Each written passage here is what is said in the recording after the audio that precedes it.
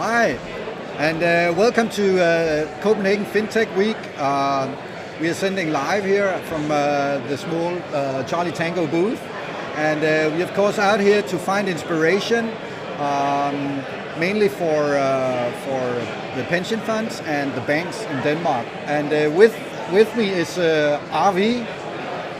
Welcome. Thank you. Copenhagen.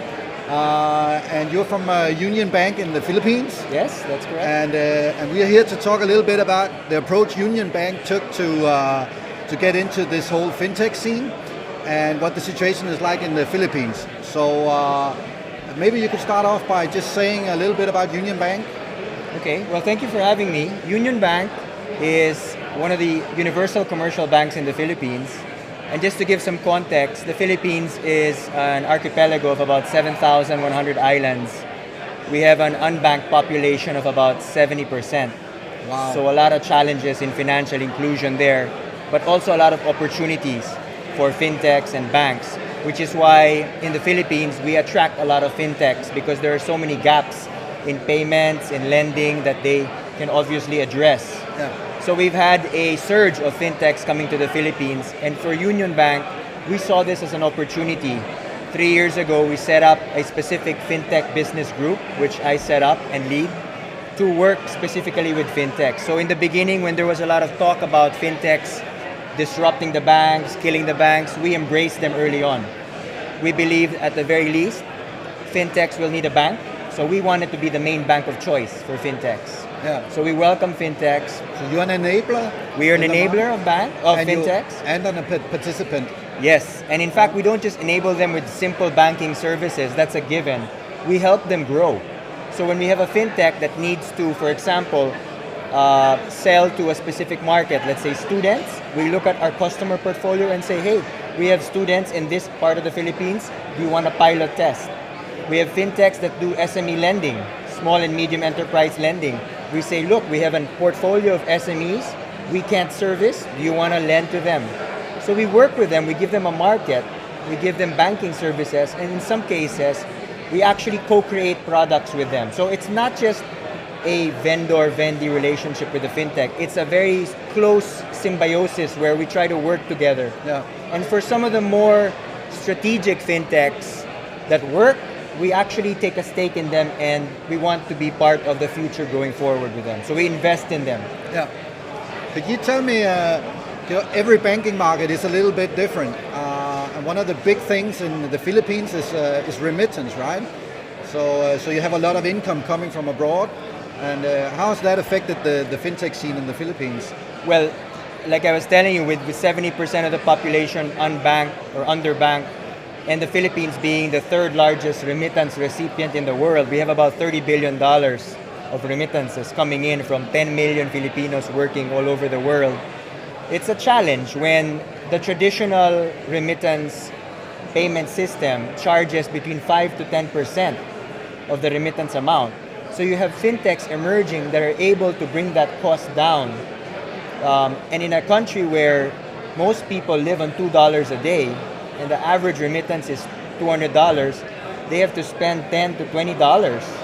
That's 10 to 20 days wage just taken out of them right away. So payments is one thing. So you have a lot of fintechs working on remittances. But another more important aspect is credit. So not just payment, but a lot of people have no access to formal credit because they have no credit score, because they have no identity, or they have no formal financial statements or credit score. So a lot of the fintechs are working on payments and lending. Yeah, yeah. And how, what kind of red tape have you experienced? Because as a formal, a real brick and mortar bank going into the fintech industry must pose some issues, right?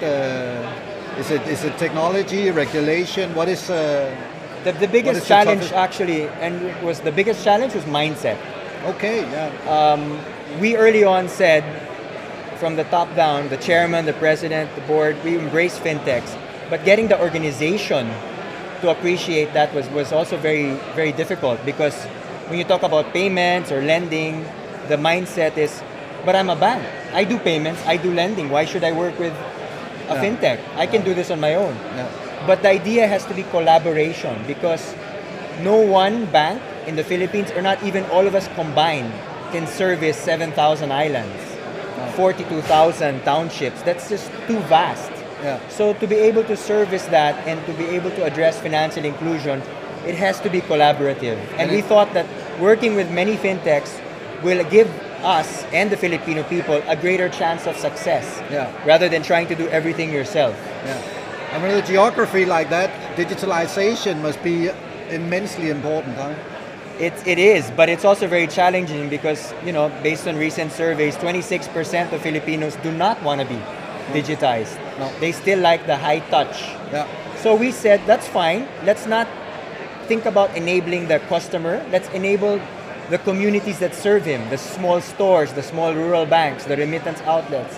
If you enable those touch points, then maybe eventually when the customer is ready, he will be digitized. But for the meantime, we're satisfied in trying to enable the communities that serve those last mile communities. Yeah.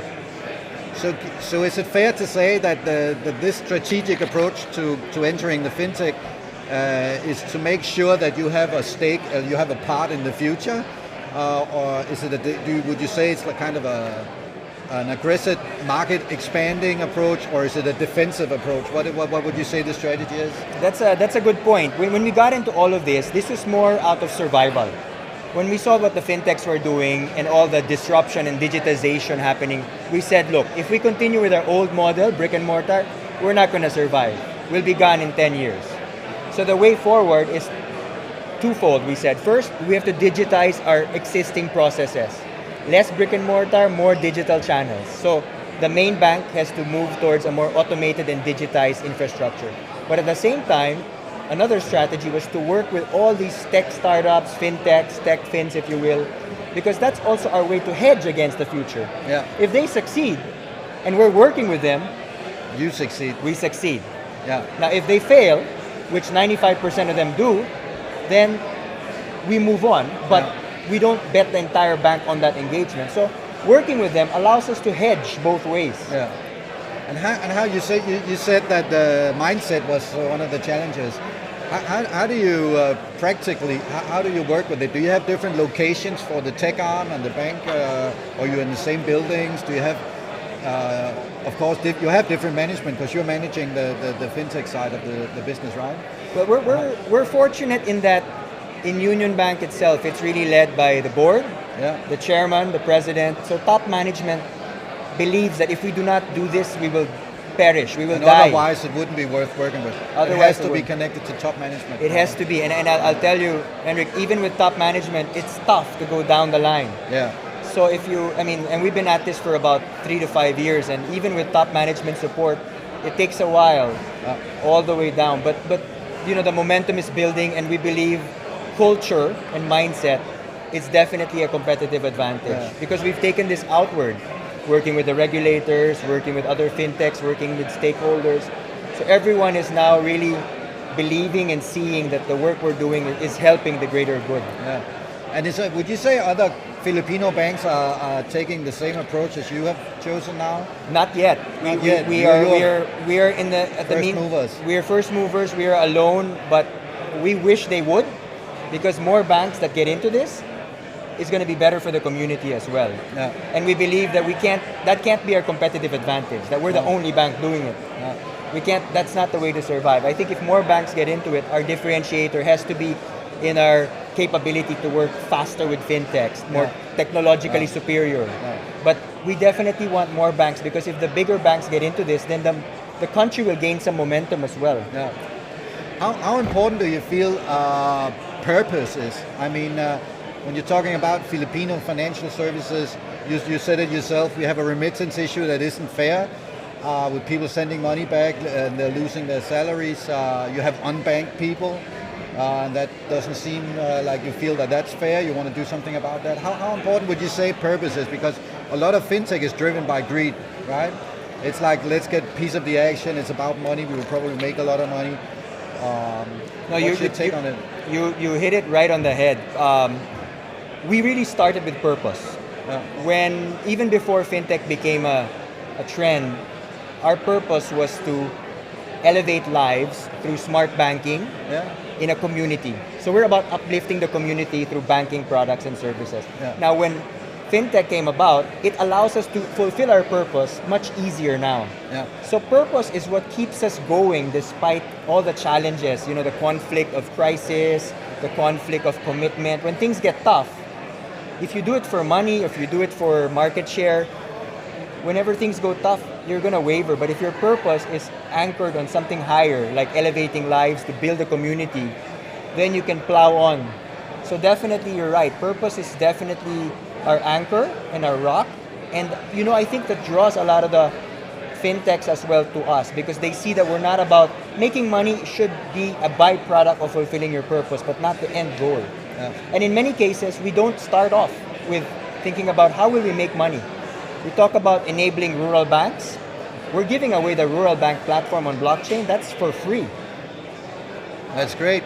We've built that, we've spent on that, but we're giving access to the rural banks completely for free. Why? We believe that the more rural banks are engaged in this platform, the more customers are engaged in this platform, the payback will be later on when we start to lend to the rural banks, when we start to lend to the end consumers. But if you think about profit first, rather than purpose, it's going to be very difficult to continue. I totally agree, Arvie.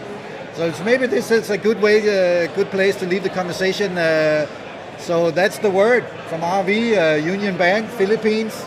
Remember the purpose. You gotta have a purpose-driven strategy. Yes. Otherwise, you will not attract talent. You will not make a difference. And basically, what is it then worth to make a little money? So spot on, man. Thank you for coming here, and thank you for the inspiration. Have a nice event. Thank you. Talk to you later. Okay, thank you. Bye. Bye-bye.